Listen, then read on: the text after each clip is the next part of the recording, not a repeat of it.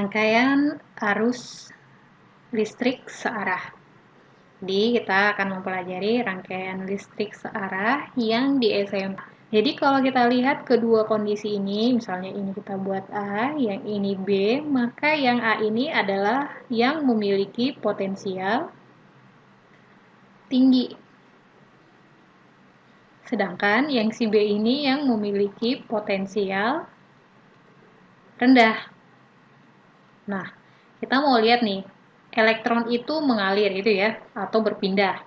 Elektron berpindah dari muatan. Jadi, elektron tadi berpindah dari potensial rendah ke potensial tinggi gitu ya. Jadi kalau kita lihat, maka elektronnya akan berpindah dari potensial rendah ke potensial tinggi. Ini adalah aliran elektron. Nah, sedangkan untuk aliran listrik, dia dari arah sebaliknya. Jadi arus listrik itu mengalir dari potensial tinggi ke potensial rendah. Jadi dia dari potensial tinggi ke potensial rendah, ini adalah aliran arus. Jadi arus dan elektron ini berpindah atau mengalir dari arah sebaliknya.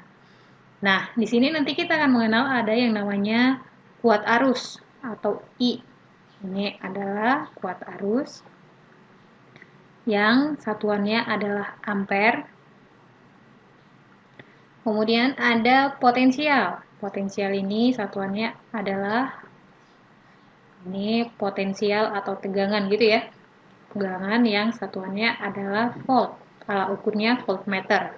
Ini alat ukurnya amperemeter. Nah, jadi dari sini kita lihat kalau misalnya arusnya hubungan arus dan potensial ini. Jadi kalau arusnya besar, maka potensialnya juga besar.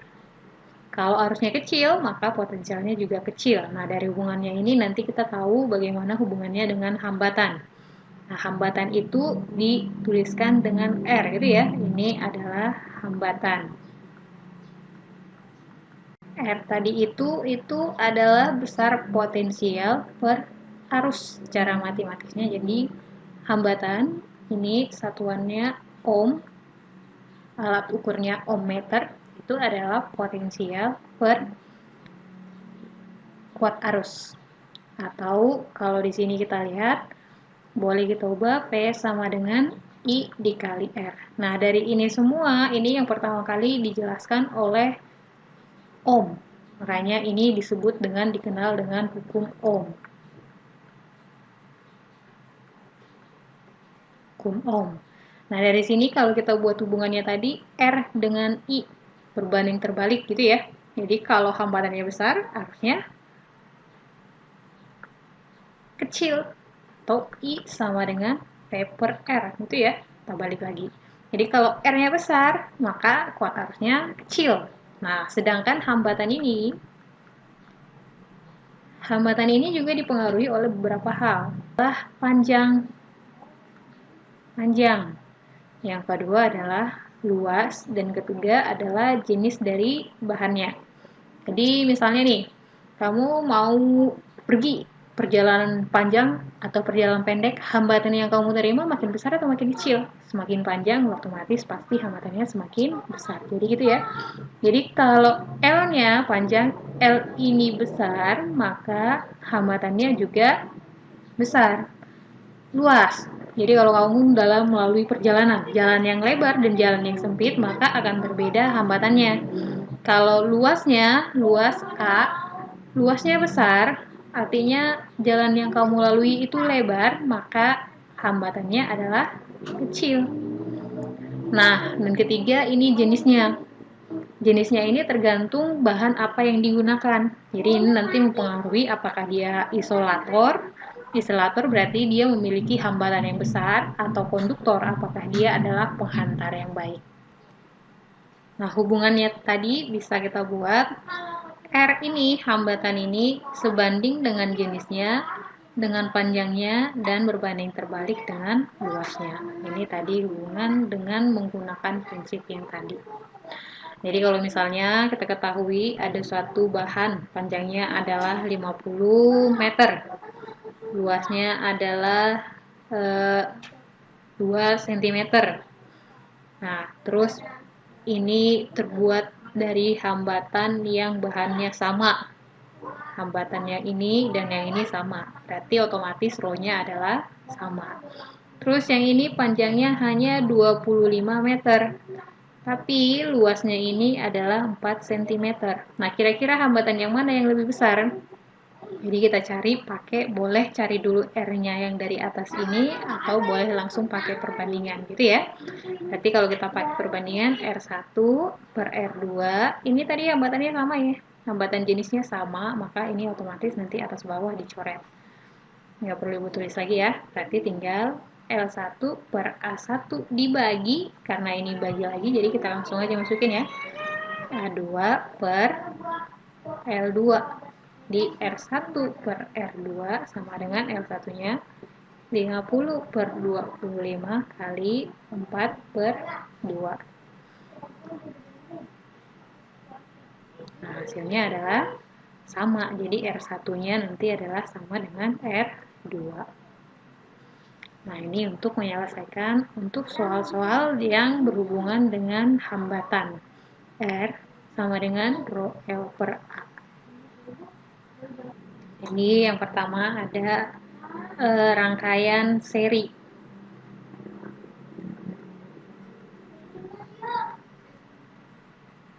Dan yang kedua ada rangkaian paralel. Ini perbedaan dari rangkaian seri dan ini rangkaian paralel. Jadi ini simbol resistor. Ini simbol resistor gitu ya. Ini simbol resistor. Nah, pada rangkaian seri ini dia memiliki sifat yang mana di sini arusnya sama. Ini arusnya sama. Jadi kuat arus di setiap hambatan seri ini adalah sama. Jadi ininya sama. Tapi tegangannya berbeda-beda. Jadi kalau misalnya arusnya mengalir dari sini, di sini I1 sama dengan I2, sama dengan I3, sama dengan I. Karena arusnya adalah sama. Nah, sedangkan untuk yang tegangannya ini, dia dibagi-bagi dari sini. Yang ini dibagi-bagi nih, dibagi ke sini, dibagi ke sini, dibagi ke sini. Sehingga rangkaian seri ini sering juga disebut dengan pembagi tegangan atau potensial. Jadi tegangannya ini langsung dibagi rata nggak? Jadi misalnya di sini ada 12, 12 bagi 3, ini ada 3 hambatan, bagi 3, 4, 4, 4. Itu nggak? Pembagiannya tergantung besar R-nya. Kalau R-nya ini semua sama, ya udah langsung aja bagi 3. Itu ya. Tapi kalau tidak sama, berarti kita lihat lagi. P yang total di sini itu adalah jumlah dari tegangan di 1, tegangan di 2, dan tegangan di 3. Jadi P yang ini P totalnya adalah P1 ditambah P2 ditambah P3. Nah, jadi dari sini kalau kita lihat gitu ya.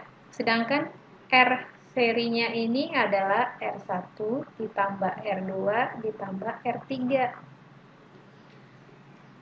Di R1 tambah R2 ditambah R3. Nah, jadi kalau kamu mau nyari V1, V di 1 tadi. V di 1 berarti adalah I1 kali R1 gitu ya. Yang mana I1 itu sama dengan I juga. Jadi yang di sini mau pakai yang ini, mau pakai yang ini sama aja karena sama semua tadi. Dikali R1. Kalau kita mau nyari V2 berarti adalah I dikali R2. Kalau kita mencari V3 adalah I dikali R3. Ini adalah sifat untuk rangkaian seri. Nah, sekarang kita mau lihat untuk yang rangkaian paralel. Rangkaian paralel ini kalau yang ini tadi pembagi tegangan, maka rangkaian paralel ini adalah pembagi arus. Jadi arusnya yang dibagi. Kalau kita lihat di sini ada 3 hambatan dengan sumber tegangannya ini menghasilkan arus. Nah, sampai di titik percabangannya yang ini, maka arusnya dibagi-bagi. Nah, harusnya itu nanti I1 tambah I2 tambah I3 itu adalah I total yang ini. I sama dengan I1 tambah I2 ditambah I3. Nah, di sini karena rangkaiannya paralel, maka tegangan di 1, di 2, di 3 ini sama. Jadi tegangannya di sini pakai yang ini, tegangan di 2 pakai yang ini juga, di 3 pakai yang ini juga. Jadi di sini V-nya sama dengan V1, sama dengan V2, sama dengan V3. Jadi ini dipakai sama semua. Nah, kalau kita mau nyari I1, atau kita cari dulu hambatan penggantinya, kalau pakai yang rumus yang 1 per R paralel sama dengan 1 per R1 ditambah 1 per R2 ditambah 1 per R3. Kalau mau nyari I1, berarti I1 itu adalah P per R1 atau V1 per R1, tapi V1 itu sama dengan V sama dengan yang ini. Jadi ini adalah V per R1. Kalau mau nyari I2 berarti adalah V per R2. Kalau mau nyari I3 berarti adalah V per R3. Nah, ini adalah sifat-sifat untuk yang rangkaian seri dan paralel. Nah, kita mau lihat contohnya. Contohnya untuk yang rangkaian campuran. Di sini ada 4 hambatan. Jadi misalnya ini 1, yang ini R2, yang ini R3, yang ini R4. Jadi kalau yang ditanya adalah hambatan total, berarti kita cari dulu hambatan dari di titik A sampai C ini hambatan totalnya. Jadi kalau ditanya hambatan totalnya, berarti kita lihat bagian yang paralel ini dulu. Kita cari dulu berapa R paralel. Berarti sini 1 per R paralel sama dengan 1 per R3 ditambah 1 per R4. 1 per R paralelnya sama dengan 1 per 6 ditambah 1 per 3. Samakan penyebutnya. Penyebutnya berarti per 6. 1 ini 6 jadinya ini 2. 1 tambah 2, 3 per 6. Jadi kita balik, R paralelnya adalah 6 per 3 sama dengan 2 ohm. Jadi ini kalau misalnya kita ganti, jadi ini kita ganti dengan satu hambatan yang nilainya setara dengan 2 ohm. Itu ya, jadi ini sekarang 2 ohm. Jadi rangkaian itu boleh kita ganti jadinya seperti ini. Ini R1, ini R2, ini R paralel. Nah, sekarang hubungannya adalah rangkaiannya rangkaian seri. Rangkaian seri berarti kalau seri tinggal jumlahkan. R totalnya sama dengan R1 tambah R2 tambah R paralel. R1 tambah R2 ditambah R paralel. Berarti 8 ohm ditambah 4 ohm ditambah 2 ohm sama dengan 14 ohm. Jadi ini adalah hambatan totalnya. Misalnya kita hubungkan dengan baterai yang 12 volt. Nah, yang ditanya adalah berapa arus di masing-masing hambatan ini dan berapa tegangan di masing-masing hambatan ini. Jadi, yang pertama kita lihat dulu. Arus di 1 sama dengan arus di 2. Kenapa? Rangkaiannya 1 dan di 2 sama. Karena tadi ini adalah rangkaian seri. Dan rangkaian di sini arus di yang 2 ini dijumlahkan R3 dan R4 itu harus sama dengan arus di R2 dan sama dengan arus di R1. Karena tadi rangkaiannya ini sudah kita ubah jadi seperti ini gitu ya. Ini R1, ini R2, ini R paralel, yang mana tadi R paralel itu sama dengan 2 ohm. Jadi ini dihubungkan dengan 12 volt. Nah, ini rangkaiannya sama aja ya, 12 volt. Nah, jadi sekarang kita cari dulu arus totalnya itu. Jadi, I-nya I sama dengan I1 sama dengan I2 sama dengan I paralel gitu ya. Sama dengan P per R total. Sama dengan P-nya 12 volt per R totalnya tadi ini berapa? R1 8 tambah 4 tambah 2 14. Jadi ini adalah 12 per 6/7 lah ya, 6/7 ampere. Nah, kita mau lihat masing-masing. Jadi I1 udah ketemu 6/7 ampere, I2 juga udah ketemu 6/7 ampere. Kita sekarang mau lihat I3 dan I4. Nah, sekarang kita tahu dulu tegangannya. Tegangan di 1 berbeda dengan tegangan di 2 dan berbeda juga dengan di tegangan paralel. Tapi tegangan di 3 sama dengan tegangan di 4 karena rangkaian 2 ini adalah rangkaian paralel. Jadi kita cari V1 berarti adalah I dikali R1. I-nya tadi adalah 6/7 kali R1 8 sama dengan 48/7. Kita cari V2 sama dengan I dikali R2. I-nya tadi 6/7 kali R2 4.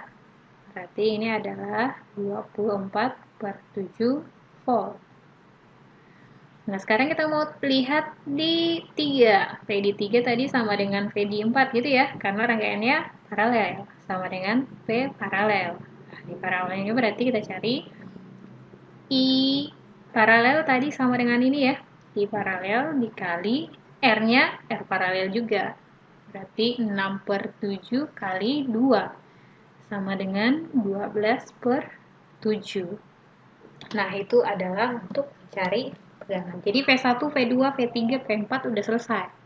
Sekarang kita tinggal cari berapa besarnya I3. Jadi I3 adalah V di 3 yang tadi V paralel per R3. Berarti tinggal masukkan 12/7 dibagi 6 atau kali 1/6. Ini coret 2/7 ampere. Berarti I4 caranya sama, P4 per R4.